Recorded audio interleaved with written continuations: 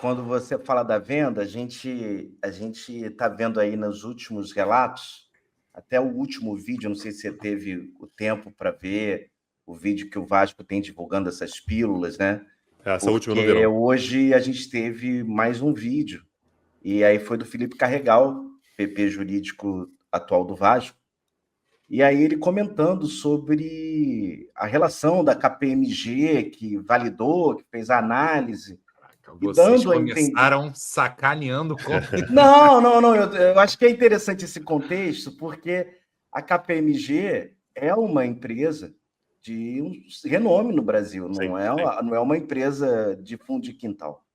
E o relato do Carregal é tenso, falando que a análise, a due diligence foi feita por página do Google. Tipo assim, eu poderia aqui, vou pesquisar o que acontece aqui na vida de tal empresa. Ele tá falou legal. uma parada que, em se comprovando é meio bizarro mesmo, né? De que já tinha ali nos documentos dos caras, em setembro de 2022, Exato. indícios de que eles estavam falimentares, entendeu? E que mesmo assim o Vasco foi lá e aceitou a venda, né? E aí a gente fica assim, essa é uma acusação grave, né? Existe um processo da própria KPMG em relação ao Vasco para que o Vasco pague um valor em relação às cotas, né? Dos benefícios que teria que receber por causa da venda, intermediário ou avalizador, né? Mas a minha dúvida, Tanguy, para você, da sua análise desse período eu acho que o Vasco, e todos nós estamos meio assim, tentando entender o momento que a gente está passando no mercado, né? Isso. Como o mercado está vendo o Vasco, como é que internamente essa gestão está tentando reequilibrar, fazer essa reestruturação, que é a palavra do momento. E a minha dúvida mais para você, como torcedor mesmo, essa venda, você olhando para essa venda que a gente teve da SAF, da 777, aonde a gente acha que a gente pecou nessa urgência que nós, torcedores, temos para montar um time competitivo, equilibrado, para atacar as dívidas, que são quase de 1 bilhão. Como é que tu olha esses 2 anos que passaram em relação a esse processo de venda do Vasco, do futebol, da SAF? Então, eu acho que a primeira coisa é que a KPMG ela tem um papel muito importante nessa engrenagem aí, né? Porque quando você fala numa venda, assim, e o que é vendido por torcedor, e tem uma coisa que é importante, assim, a gente que é torcedor, a gente não tá lá lendo o contrato, a gente não é nossa obrigação. Assim, a gente vai por aquilo que cara, vai montar um time, você vai ter investimento e tal. Então, a preocupação cara, essa venda é segura? E aí tem alguém que não é uma empresa qualquer, não é uma empresa, não é o contador da esquina aqui dizendo, cara, vai fundo, essa empresa vai dar tudo certo. É a KPMG, cara, a KPMG é uma das maiores do mercado. A KPMG é gigantesca. E aí a gente vê que não é somente no caso da venda do Vasco, mas de uma forma geral, essas empresas elas têm um problema sério de conflito de interesses, né? Assim, uma empresa que ganha se a venda acontecer e ela tem que avalizar se a venda deve acontecer ou não. Então, assim, qual o incentivo para a KPMG falar assim, gente, é o seguinte, está quase tudo pronto aí, mas eu acho que a venda não deveria acontecer, não. E aí você joga o caso fora, porque, essa empresa não vai... Ela não tem condição de honrar com aquilo ali. Você joga o caso fora e pode começar numa outra, que pode ser uma outra empresa, pode ser uma empresa concorrente e que vai ganhar aquele dinheiro. E aí você tem uma empresa como essa dizendo, gente, você vai pegar o amor da sua vida e você vai entregar para essa empresa aqui e vai dar tudo certo, né? Cara, pra gente que não tem compromisso, que na verdade que não é nem compromisso, a gente não tem instrumentos para avaliar isso de outra maneira, é uma quebra de confiança muito brutal, assim, é muito cruel, né? A maneira pela qual a coisa foi estruturada, a maneira pela qual a empresa quebrou, caramba, a empresa quebrou, não é possível que uma KPMG da vida não tenha visto que a empresa podia quebrar. Aí pode ter uma série de discussões sobre o que deveria ter acontecido antes, depois, demorou, se não demorou. Enfim, não se trata disso. O fato é que a empresa, cara, deixou de existir, cara. E a KPMG, que foi paga para isso, regiamente paga, muito bem paga, não tem nenhuma dúvida disso, não consegue vislumbrar. Quem somos nós 5 aqui? Quem é o pessoal do chat para dizer que, cara, eu acho que podia ter feito ou não podia ter feito? A KPMG falhou na missão dela. Então, acho que a KPMG ela tem uma parte fundamental nessa engrenagem. E aí, cachorro mordido por cobra tem medo de linguiça, né, cara? Na próxima venda, a gente confia em quem, cara? Quem é que avaliza, assim? Quem é que vai dizer pra gente que não, essa aqui agora, essa aqui é segura, essa aqui vai rolar? Porque a coisa foi muito bem. E qual empresa vai atender todos os nossos requisitos de segurança, né, também? Porque tudo vai ficar gato escaldado. Então, pô, você vai querer, não vou envolver São Januário, não vou fazer isso. Aí o cara, tá bom, meu amigo, tô fora. E porque me lembra muito que eu faço o exemplo da Champs, né? Quando a Champs entra no Vasco, você fala, pô, era o melhor contrato, não duvido. Mas ela não consegue distribuir camisa, ela não tem know-how no mercado, ela não tem expertise e tal. Que empresa a gente vai ter essa confiança e o que a gente vai estar cedendo ou entregando? É mais porcentagem? A gente vendeu 70%. Pô, ou supostamente o City queria 90%, queria envolver São Januário, né? São Januário, supostamente, né? Supostamente que a gente não teve acesso à proposta. 70%, que tem toda aquela história das dívidas ocultas. Tem um outro detalhe da participação dela que é controverso, né? Porque ela já estava nas finanças do Vasco já há algum tempo. E aí eles que vão fazer o negócio. Trabalhando com Luiz Melo. Pode falar Luiz Melo aqui ou pode? Pode falar. Fala Luiz Mengo, por via das dúvidas. Para ter certeza quem é, né? Pois é, trabalhando com Luiz Mengo, né? E aí o cara tá dos dois lados do balcão. Então, assim, tem uma...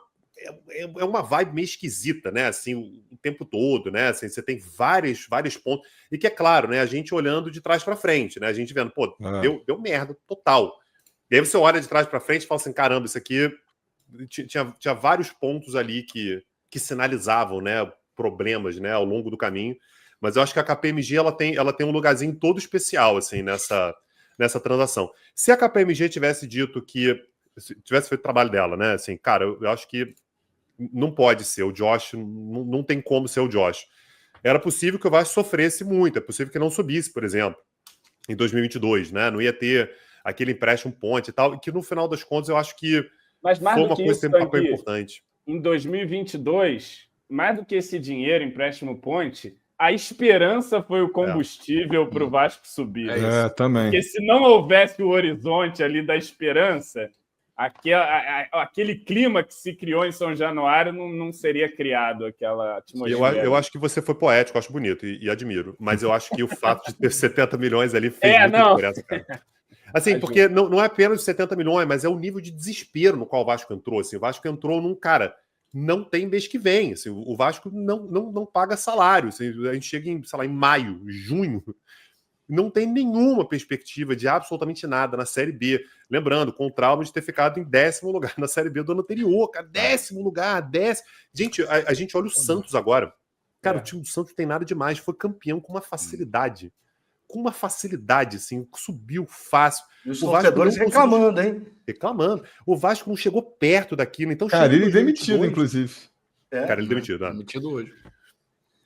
Então, assim, e aí fica aquele desespero. Cara, precisamos de 70 milhões agora. Aí, na hora que chega o Josh, bonezinho e tal, né? Uma vibe diferente, e oferece 70 milhões. Que nem é o Josh, né?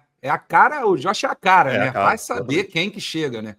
Pois é. E acho que foi o Pedro Henrique Cacheiro que botou hoje no Twitter, rememorando algumas coisas da KPMG, que acho que o João comentou, né? A KPMG que chega na gestão do modelo próximo, trazida já, salvo engano, pelo Adriano Mendes, pela turma do Adriano Mendes, e trabalhou no Vasco, e depois vem e aparece como o cara prometeu aquele plano de 6 anos e tal, o Vasco era extremamente viável, o Vasco vai dar certo, o Vasco vai passar... Falar nisso, amanhã faz aniversário o plano, amanhã estaremos viáveis, pô. Chegamos ao fim dos 6 anos. E depois, de forma a jato, vem de novo a KPMG para oferecer um comprador e dizendo que o Vasco era inviável. Não, o Vasco não é aquele papo todo que o Vasco era viável. O Vasco, de repente, é completamente inviável. Claro que tem uma queda para a Série B no meio do caminho, tem uma permanência da Série B no meio do caminho, isso faz parte de um contexto importante para a venda, para o desespero do torcedor que viabilizou a venda também e tudo mais.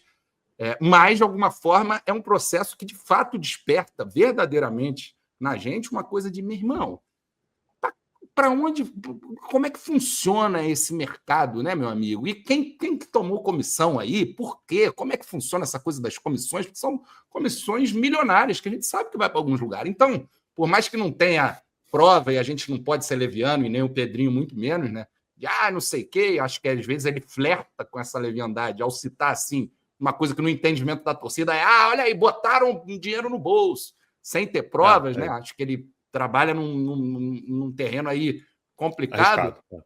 De alguma forma, a gente fica, né? Mas, meu irmão, eu quero saber como é que foi essa venda em detalhes, eu quero saber quem ganhou comissão e tudo mais. E aí vem essa coisa da KPMG, grande parada, e a gente estava até comentando no nosso grupo de Zap, né?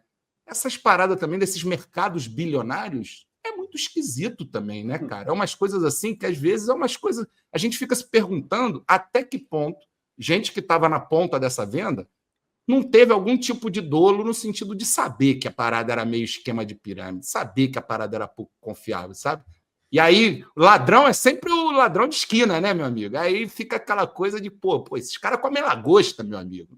Até no senso comum, pô, eles não são trambiqueiro. Trambiqueiro é pé rapado, né? E às vezes, meu irmão, dá um nervoso disso, né, Pedro? Então, eu não vou fazer absolutamente nenhuma inferência, porque, não sei, realmente eu não tenho nenhuma condição de saber. O fato é que todo vascaíno quer saber quem chegou com a 777. Meu amigo, não é possível. Não é possível. Porque, assim, às vezes existe uma certa terceirização da culpa, né? Tipo assim, mas a torcida votou. Não, amigo, a torcida não leu o contrato. A torcida não tinha como saber, a torcida não tem como fazer avaliação, a torcida não tem como... O torcedor, ele só quer um jogador, cara. O torcedor, ele quer um craque, o torcedor quer um time, o torcedor quer voltar a sonhar. Não era a responsabilidade do torcedor fazer a escolha de quem é a empresa que vai chegar e que vai fazer a boa proposta. A 777 foi um negócio de outro mundo. Pô, eu tô falando aqui com todo mundo já sabe disso. E o Vasco, eu acho que o desespero era tão grande que o Vasco ficou na primeira empresa, né? O pessoal fala assim, foi a melhor proposta. Deve ter sido a única, né? Não deve ter chegado outra. A gente não sabe, né? O Osório comentava, chegaram 10, ficamos em 3, e aí partimos para 777, que eu também acho um erro, assim. A gente tem uma noção de pelo menos 3. Esses são os pontos que divergem, esses são os pontos que se aproximam das propostas, né? Que se falou, eu acho, que... No filtro todo lá que foi feito, a 777 era a única que aceitava todas as condições, não incluir São Januário. Por causa de 70% é São Januário. Pelo que eu entendi, só tiveram, não sei, alguém falou depois passado aqui, que só tiveram 2 propostas mesmo para valer. A do City e a da 777. E a do City queria 90%, queria São Januário, tinha um monte de coisa que eles pagavam menos. Em algum momento o Osório fala, me corrijam se eu estiver exagerando no número, mas de 30 propostas. Não, pois é. Né? Eu consigo imaginar que você tenha tido, por exemplo, 30 sondagens. 30, mentira, 30 eu não acredito, não. Assim, teve alguma.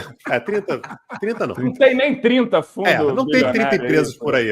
Se for juntar tudo aí, não dá. Mas sim, algumas sondagens. Pô, como é que vai ser esse processo? Pô, eu queria me manter informado. Assina a newsletter, né?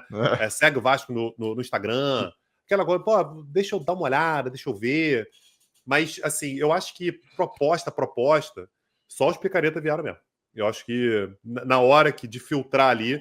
Porque é aquela coisa, né, cara? A gente viveu futebol na década de 90. Pô, o Edmundo pede pro Eurico Miranda, pô, eu quero ganhar 500 mil reais, que na época era muito dinheiro. Ele fala assim, porra, paga, não vai pagar mesmo. Então, assim, o fundo picareta lá é o quê? 70%, sem São Januário?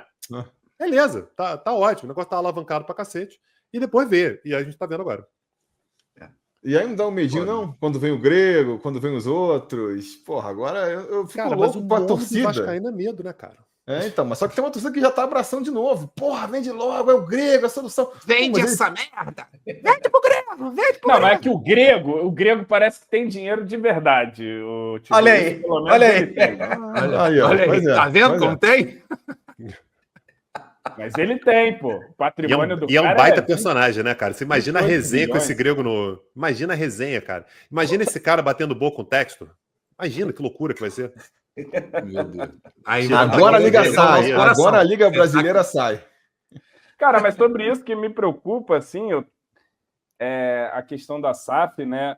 Com essa ação em Nova York, eu acho que isso não está muito bem explicado. Assim, eu acho que o clube está passando uma ideia de que isso não é muito um problema mais, mas eu acho que é ainda, porque eu acho que qualquer acordo aqui que envolva esses 31% deles vai ter que ter uma autorização lá do Leader Hall, vai ter vai implicar lá em Nova York, né? Então, assim, eu acho que se não chegar um cara com muita grana para resolver o problema de todo mundo, um bilionário acordar muito disposto, muito de bom humor e falar, vou lá para o Brasil resolver esse problema que não tem nada a ver comigo, Leader Hall, ACAP, Vasco, e vou botar dinheiro para todo mundo. Departamento de Justiça americano, isso, vai ficar essa briga que eu não sei quanto tempo pode demorar, cara.